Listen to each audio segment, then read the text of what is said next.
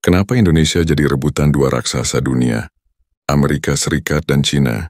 Pertanyaan ini sering banget muncul, tapi jawabannya nggak sesederhana.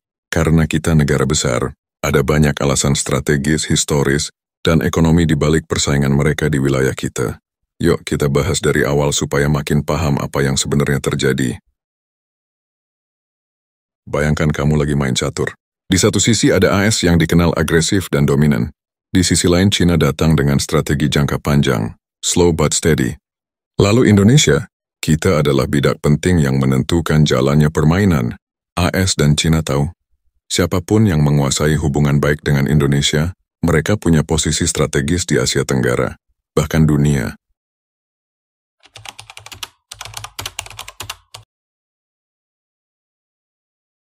Coba lihat peta dunia. Indonesia itu seperti gerbang dunia. Kita berada di jalur perdagangan internasional paling sibuk, Selat Malaka. Tempat 40% perdagangan global lewat. Dan itu baru dari sisi geografi. Dari segi ekonomi, kita adalah pasar raksasa dengan 270 juta penduduk, mayoritas usia produktif. Plus sumber daya alam kita, lengkap dari minyak, gas, nikel, hingga rempah-rempah yang bikin negara lain ngiler. Cina tahu ini. AS juga tahu. Makanya keduanya berlomba-lomba menawarkan kerjasama. Tapi, benarkah semua itu semata-mata demi hubungan baik? Mungkin kamu pernah dengar soal proyek-proyek besar Cina di Indonesia, kayak kereta cepat Jakarta-Bandung. Tapi di balik pembangunan itu ada pertanyaan besar. Apa untungnya buat kita? Apakah Indonesia jadi ketergantungan sama Cina? Di sisi lain, AS juga nggak mau kalah. Mereka lebih fokus pada diplomasi militer, seperti latihan gabungan dan penjualan senjata canggih. Jadi pertanyaannya, apakah kita cuma jadi pion di permainan mereka?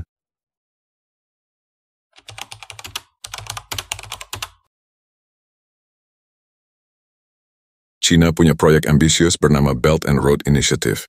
Singkatnya, mereka pengen bikin jalur perdagangan dan infrastruktur global yang terkoneksi. Indonesia, kita salah satu target utamanya.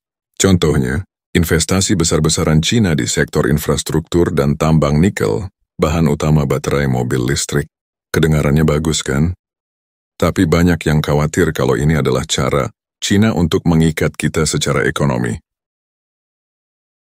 Tapi apa AS diam saja? Jelas enggak. AS enggak bakal tinggal diam melihat pengaruh Cina yang makin kuat. Mereka gencar banget menjalin hubungan militer dengan Indonesia. Ingat AUKUS, aliansi ASEAN dengan Australia dan Inggris? Itu juga bagian dari strategi mereka untuk mengawasi Cina di kawasan Indo-Pasifik. Tapi apa ini benar-benar menguntungkan kita? Atau malah bikin kita terjebak di tengah konflik mereka?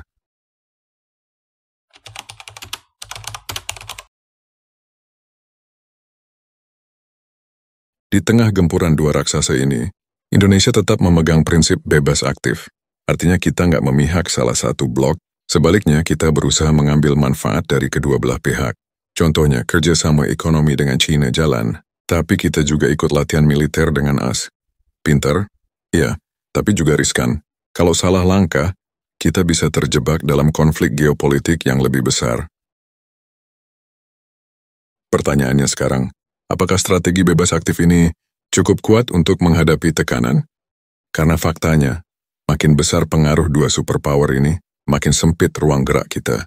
Bagaimana Indonesia bisa memanfaatkan posisi ini untuk benar-benar menguntungkan rakyatnya, bukan hanya elit politik atau kepentingan asing.